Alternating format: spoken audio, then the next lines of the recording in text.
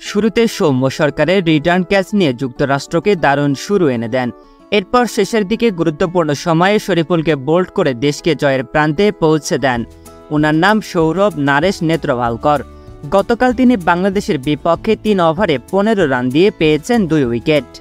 তিনি একজন ক্রিকেটার, কিন্তু তার ফুল টাইম পেশা কিন্তু ক্রিকেট নয়। তিনি পড়াশোনা করেছেন আইভি লিগ ইউনিভার্সিটি থেকে। চারটেখানি কথা না এই ভার্সিটিতে চান্স পাওয়া। পাশাপাশি প্রায় ৮ বছর ধরে কম্পিউটার টেকনোলজি সংস্থা ওরাকলের principal member of technical staff হিসেবে ফুল টাইম চাকরি করছেন। কারণ একটাই, আমেরিকায় ক্রিকেট খেলে খুব বেশি আয় হয় না, তাই ক্রিকেটকে তিনি নিয়েছেন পার্ট টাইম জব হিসেবেই। আমেরিকার জনগণের কাছে ক্রিকেট তেমন কোনো জনপ্রিয় খেলায় না। ক্রিকেট স্ট্রাকচারও সেভাবে গড়ে ওঠেনি। তাদের দেশে বিশ্বকাপ হতে যাচ্ছে এই খবর খুব কম মানুষই জানেন।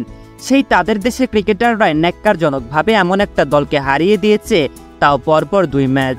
যে দলের ক্রিকেটারদের বেতন দেশের সর্বাধিক বেতনভুক্ত চাকরির মধ্যে অন্যতম। এদেশের ক্রিকেটারদের বেতন গড়ে ৫ লাখের উপর। এর উপর ম্যাচ ফি কত কি, সব ধরনের সুযোগ সুবিধা ক্রিকেটারদের দেয়া হচ্ছে। ফলে সাধারণ মানুষের আশাও থাকে আকাশচুম্বী। অথচ বাংলাদেশের ক্যাপ্টেন আবার মানা করে দেন বিশ্বকাপে বেশি আশা না রাখতে। তাদের লজ্জা নেই, নেই ডেডিকেশন, নেই পরিশ্রম করে খেটে খাওয়ার মন মানসিকতাও।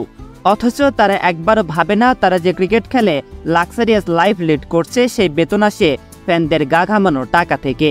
সমর্থকেরা খেলা দেখে বলে আজ তারা এত সম্মানিত, অথচ কোনো ক্রিকেটারদের মধ্যেই নেই বিন্দুমাত্র কৃতজ্ঞতাবোধ। যুক্তরাষ্ট্রের মতো দলের কাছে সিরিজ হারের পর গোটা 18 কোটি মানুষের যখন লজ্জায় মাথা হেট হয়ে আসছে, তখন অধিনায়ক সংবাদ সম্মেলনে এসে বললেন, আমাদের আরও একটা ম্যাচ আছে ঘুরে দাঁড়ানোর। অথচ সমর্থকদের জন্য একটু দুঃখবোধ নেই তার। এই সিরিজ আর যে কতটা বিব্রতিকর তাও স্বীকার করছেন না নির্লজ্জ অধিনায়ক, নির্লজ্জ দল, যারা তাদের ভক্ত এবং দেশের খ্যাতি সম্পর্কে একটু চিন্তা করে না।